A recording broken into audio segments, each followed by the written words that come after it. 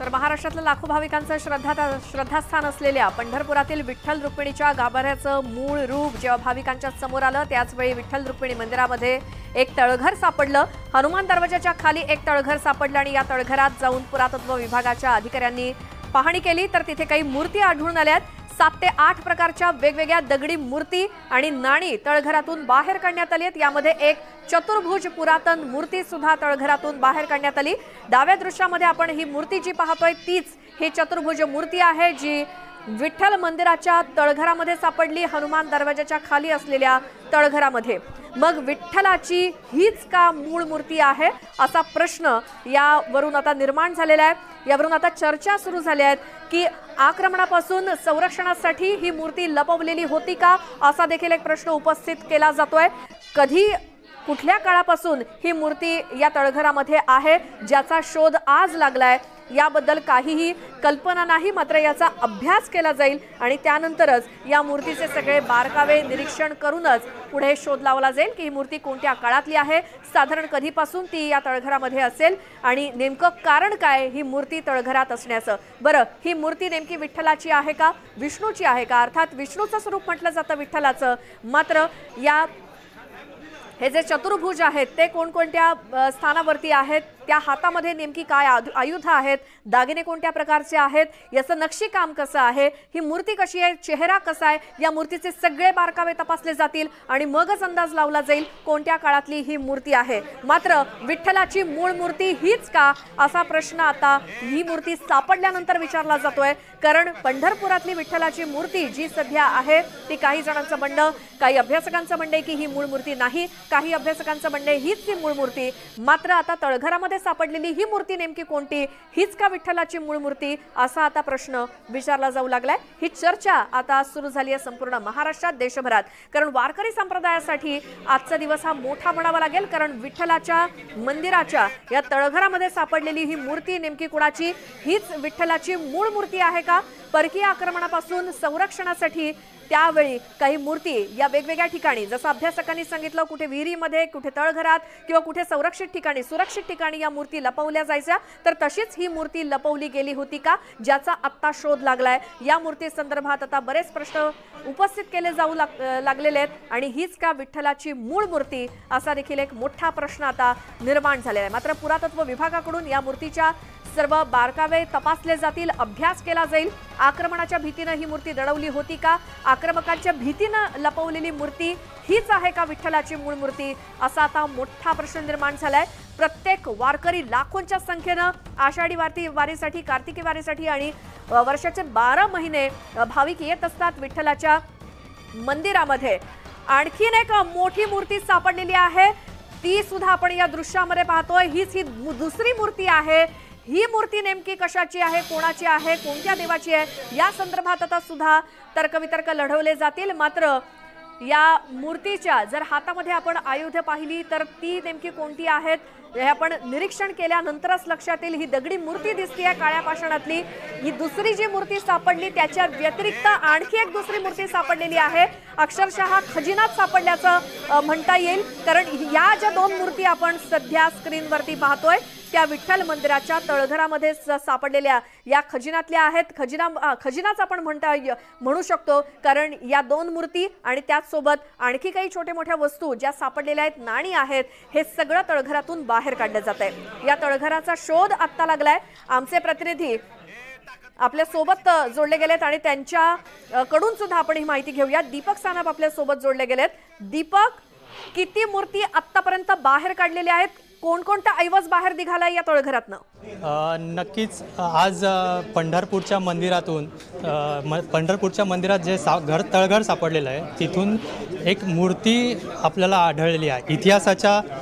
इतिहासाच्या पोटातून हा एक अनमोल ठेवा आज समोर आलेला आहे। माझा आवाज येतोय का? हो दीपक बोला। आज आपल्याला जी मूर्ती समोर आढळलेली आहे ती हा एक इतिहासाचा अनमोल ठेवा आहे। बरं, याच्या मागे एक महत्त्वाचा इतिहास आहे जो आपल्या सगळ्यांना जाणून घेणं गरजेचं आहे।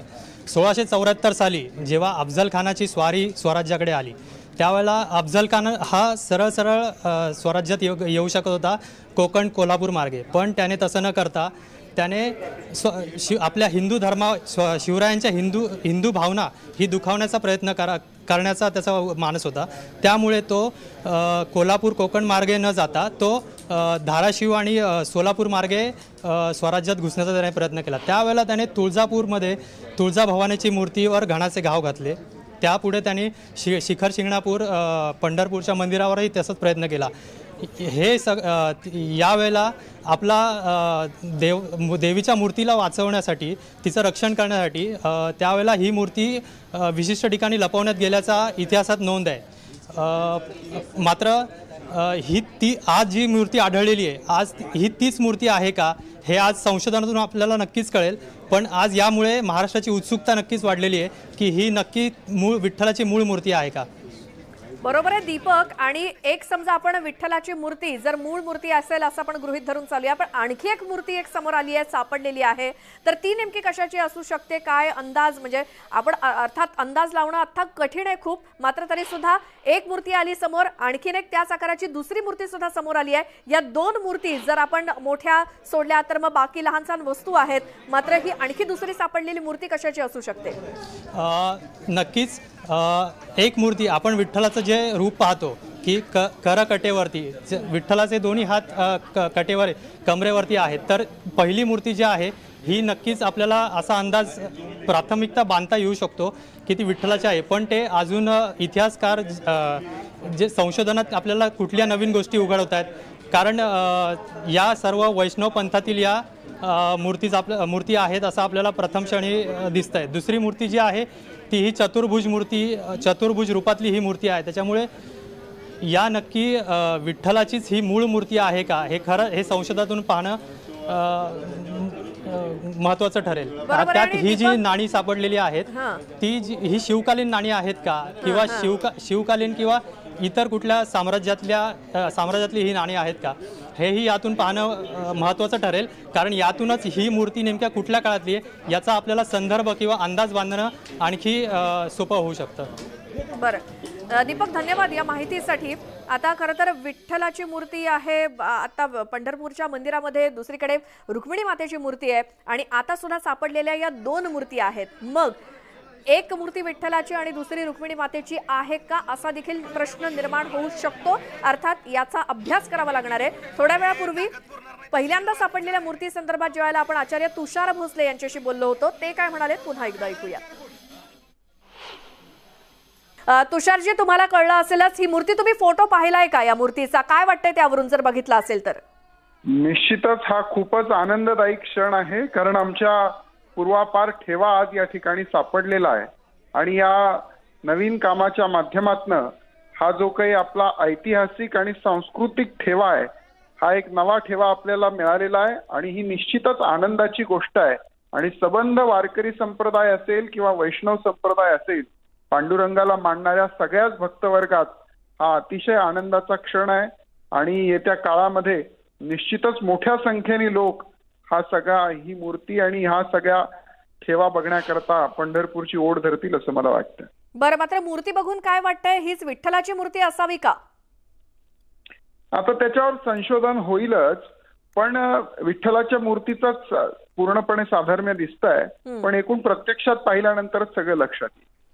बरं, आणि जे काही बाकीच्या वस्तू सापडलेल्या आहेत, नाणी आहेत, ती सध्या चलनात नसलेली खूप जुनी नाणी आहेत, त्यावरून किती काळापूर्वीची ही मूर्ती, आता ही दडवून ठेवली होती का, त्याच्या मागची कारणं काय होती, या संदर्भात सुद्धा बरेचसे प्रश्न उपस्थित केले जातील. तुम्हाला काय वाटतंय?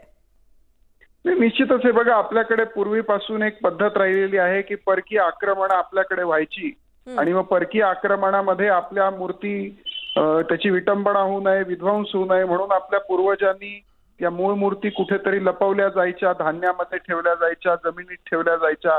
तशी काही या ठिकाणी काही इतिहास आहे का, तोही तपासून पाहावा लागेल. पण निश्चितच जर ती या ठिकाणी ठेवलेली असेल तर नक्कीच काहीतरी आक्रमणापासून वाचवण्याकरता ती ठेवण्यात आलेली असेल.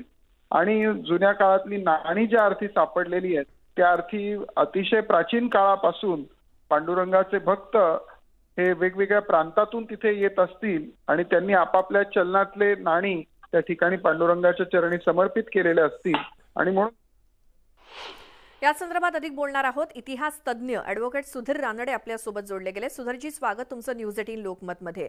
जो काही आता अंदाज लावला जातोय, मुघल आक्रमणाच्या वेळी जर हिंदू देवदेवतांच्या वरती जर आक्रमण होण्याची शक्यता तेव्हा निर्माण झाली असेल, तर तेव्हा त्यांचं संरक्षण करण्यासाठी जर काही मूर्ती लपवल्या गेल्या असतील, तर तसंच काहीसं या मूर्तीबाबत सुद्धा घडलेलं असेल का?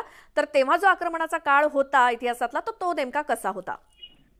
नाही, त्या मूर्ती सापडल्या हां त्या मुळामध्ये लक्षात घेतलं पाहिजे की या सापडल्यात सोळखांबी मंडपाच्या जवळ. हां तो सोळखांबी मंडप उत्तर पेशवाईत बांधलेला आहे. म्हणजे मुसलमान आक्रमण किंवा तो जो काळ आहे तो संपल्यानंतर पेशवाईमध्ये बांधलेला मंडप आहे. बरं. आणि त्याच्या शेजारी हे भुयार आहे. त्याच्यामुळे अतिक्रमणात लपवलं असण्याची शक्यता कमी आहे. आणि मूर्ती बघितल्या तर मूर्ती छान आहेत, पण त्या पेशवाईच्या काळातल्या असतात. म्हणजे फार प्राचीन यादव काळातल्या किंवा 1000-1200 वर्षापूर्वीच्या नाही आहेत. हां 200-300 वर्षापूर्वीच्या मूर्ती आहेत. थोड्याशा भंगलेल्या असाव्यात म्हणून ठेवल्या असाव्यात असं काही असं आहे. बरं. अतिक्रमणापासून लपवायचं म्हणून तिथे ठेवले असतील असं नाही. एक व्यंकटेशाची मूर्ती आहे, हं एक विष्णू मूर्ती आहे आणि एक महिषासूर मर्दिनी आहे. विठ्ठलाची मूर्ती नाहीये त्याच्यामध्ये. बरं. आणि त्याच्याशिवाय एक भूदेवी आहे, ती भग्न झालेली आहे आणि पादुका आहेत दगडी. हं आणि एक गाईची मूर्ती आहे, ती भग्न झालेली आहे. या बाकीच्या 3 मूर्ती चांगल्या मोठ्या आहेत त्या.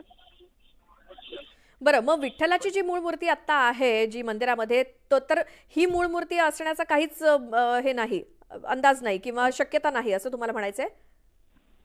नाही, मूळ मूर्तीचा विषयच नाही. मूळ मूर्ती ओके. अतिक्रमण झाली त्यावेळेला काढूनच नेलेली होती. तो ज्ञात इतिहास आहे. हां त्याच्याविषयी काहीच नाही. ह्या ज्या मूर्ती आहेत त्या भग्न झाल्या असतात. कारण देवळामध्ये परिवार देवता आहे, त्याच्यामध्ये पूर्णपणे गणपती वेगळ्या आहे, आहेत. विष्णू आहे.